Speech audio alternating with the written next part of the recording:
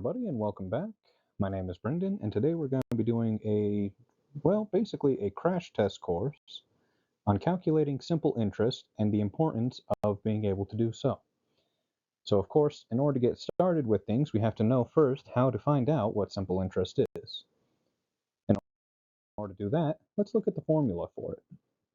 Our formula is I is equal to P times R times T.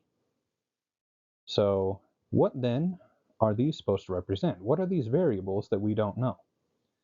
Well, we know that I will probably be our interest amount. In other words, our interest amount is the thing that we're going to have to add on to the price once we're done with it. Our P is for our principal or original price. This is the baseline for where we're starting out and the payment that we're planning on making before we have to consider interest.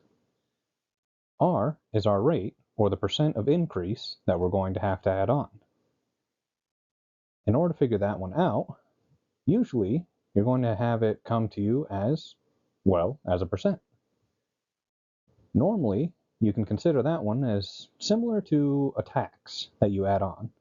Just how when you go into certain stores, if you go to buy something for $1, you'll notice that there's a couple extra cents added onto it. That's because most of the time there's a sales tax that's added onto it that's a certain amount. That's what a rate is in this instance as well. Now, a T is for term, or the time that the interest will accrue over. This is normally something like a couple of years, or some other relative form of time that will be kept track of, that the interest will be added on to your price.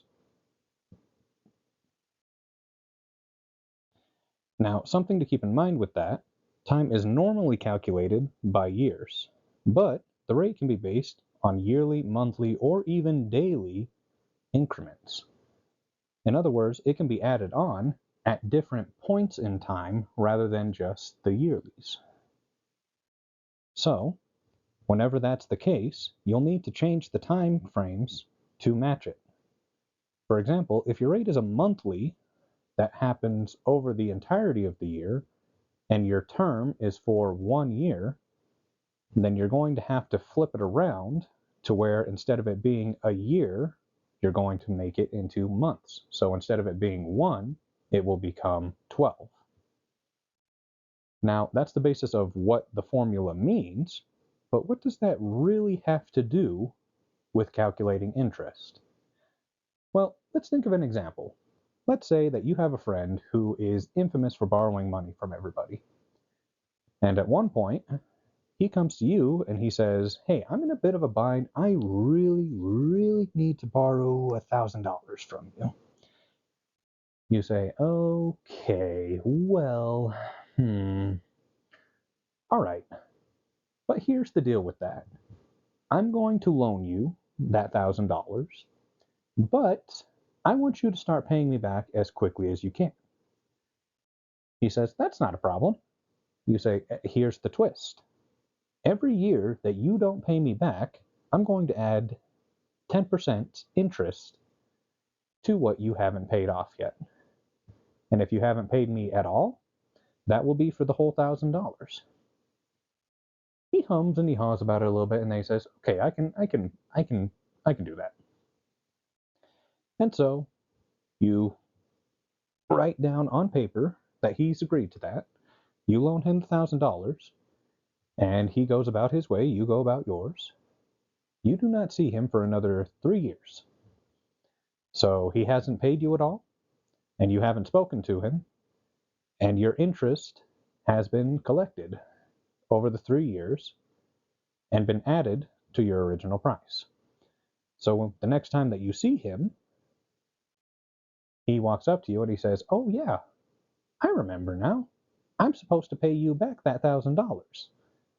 You say, "Yeah, plus interest." "What?" "Oh yeah, the interest part." He hums and he haws about it, and he finally asks, "So how much do I actually owe you?" Well, that's where our formula really comes into play. So he owes you $1,000 principal plus the rate of 10% added each year over the term of 3 years. So your formula now becomes $1,000 times 10% times 3 years. So 1,000 times 10%, or when we change it to a decimal form, 0.10, is about $100.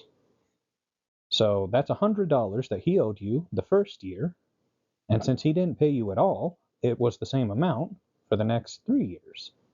So he now owes you an additional $300 plus the 1,000 that he owed you in the first place. That is really why knowing the interest formula is important. Because your friend will and haw and about it, but you know how much he owes you, and he's going to figure out pretty quickly how to owe you back and how to pay it off before it gets too bad. For those who are interested in seeing more about such things, you can always try and use this site, calculator.net. Calculator.net is a quick way to calculate simple interest, and I'll be sure to leave a link for that below. Now, let's take a look at one of the main places where interest is important for you to make sure that you don't wind up spending more than you need to. Let's say, for example, that you're trying to get a loan to buy a car. Now, the car that you're looking for is a very nice car, and it costs $6,000 to buy it. But how many people do you know who honestly carry around $60,000 at a time?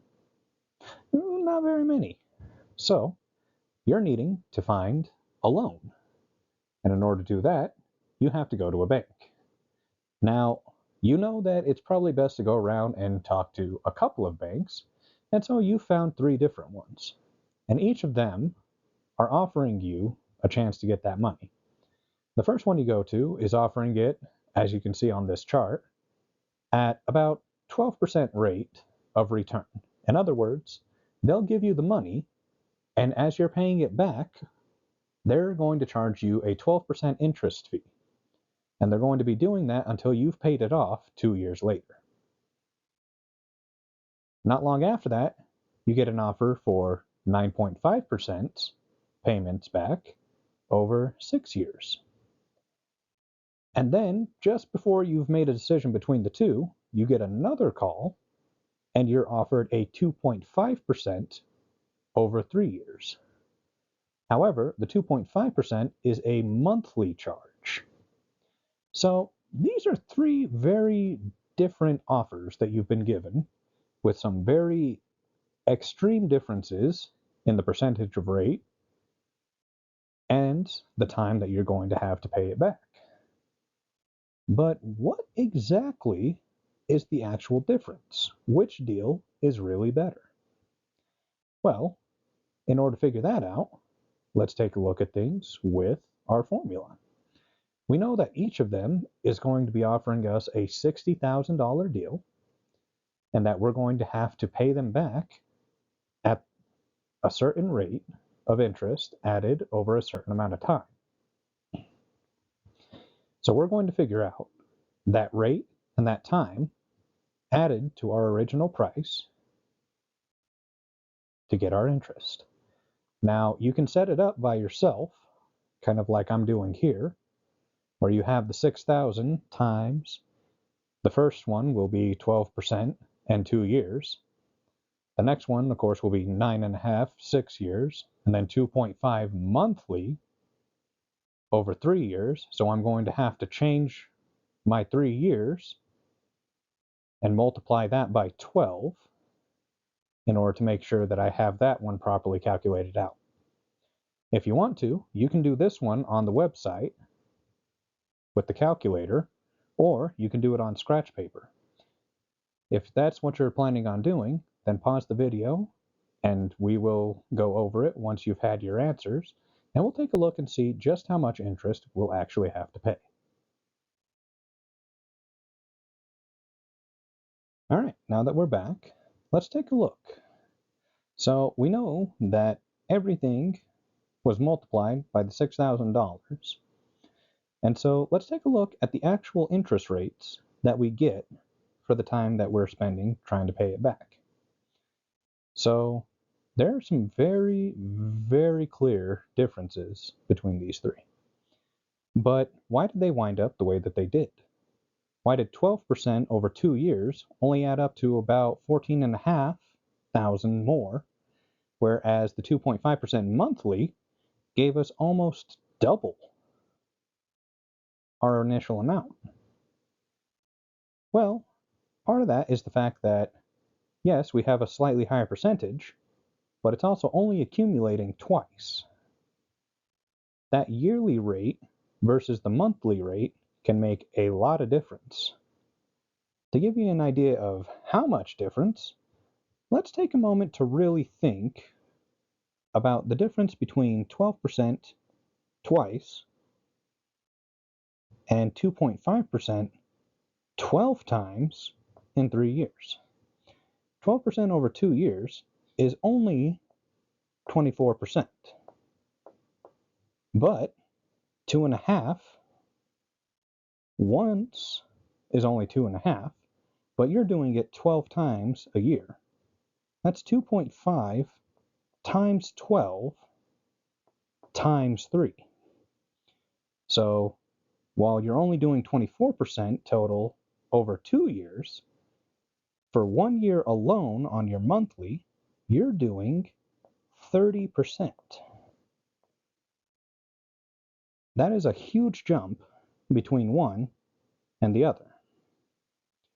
So if you're doing 30% for 3 years, you are legitimately going to have 30 times 3, which is 90% of your original price. That is an extreme jump from 24%. So this is the real reason why it is so important to know the difference and to be able to calculate out your interest, because that makes the difference between paying only a couple thousand extra and paying almost the exact same amount as your car. It also makes the clear difference between paying almost double what your car is worth. That's a reason why you want to know all about it before you're buying something. But let's try and talk now about the positive side of it. Let's talk more about how you can make the interest work for you instead of against you. Let's talk about working on something like, savings accounts. So for this example, let's start off by just going through a basic account system. Let's say that you just opened a new account at your bank.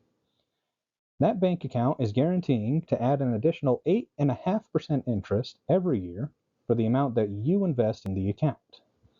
So in other words, if you opened the account in January and you didn't touch any of the money that you put in there, at the end of that year, before the next January, your bank would input the same interest amount for the money that you already have in it. And if you didn't touch that money again for the next year, they would invest the money again. So this is something that's going to continuously happen so long as the money is not touched in your account, meaning that you don't take it out. Now, let's say that you had to start by investing $500 to open the account. So you put $500 in there right out the gate. But rather than mess with it, you chose to just leave it in there and then check on it in 5 years, just to see how much interest you've accrued. So let's figure out how much that's going to be. So for those 5 years, what you've invested in the account is just the $500 it took to open it. But how much interest is that really going to accrue in between year 1 and year 5? If you'd like to try and work this one out yourself, feel free to pause the video at this point and try and work it out for yourself. All right, so let's take an honest look at it. So Our first year, if we're using our formula, we have 500 multiplied by 8.5% over 1 year, which will give us $42.50. So that's $42.50 that's added to our account, thanks to the bank being willing to pay us to have the money in their bank. So our total amount at this point is $542.50.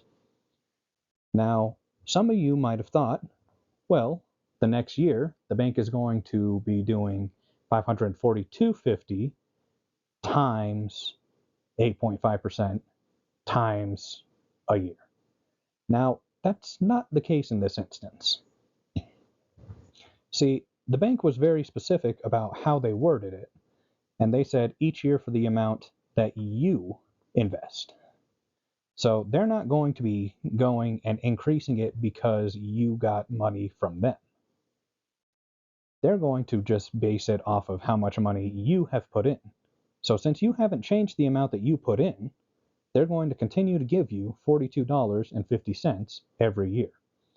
So your account is going to increase, but it's only going to increase by that initial percentage. So by the time it's all said and done, you'll have about $712.50 total in your account, meaning that the bank's given you about $212.50. Now, $212 is $212. There's no doubt about that fact. And in the course of 5 years, you probably will want that money. If you really wanted to, you could just leave your $500 in there and just keep pulling the interest out and using it for your own things. But there are ways to make it to where that money can become much more than it is. Let's take a chance now and let's look at doing the same thing with a little bit of a twist. Let's say that instead of just taking this account that they've given you and just leaving your money in it, let's say that you invested your $500 and then decide to add an additional $100 every year before they add their interest rate to it. Let's recreate this table and let's do this again, but this time let's do it with adding 100% every year. So your first year, you have your 500 initial plus the extra $100 that you put in. So now you're starting with $600. And then you're adding the $100 every year until by year 5, you've invested $1,000 in it before the bank has added anything. Take some time now, try it out in your calculator, and let's see what the difference is.